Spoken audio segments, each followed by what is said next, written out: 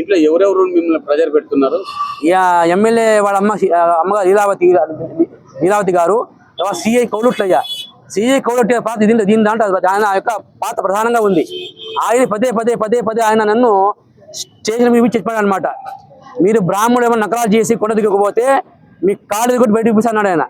తర్వాత మా గుళ్ళో దొంగతనమైంది ఆభరణాలన్నీ.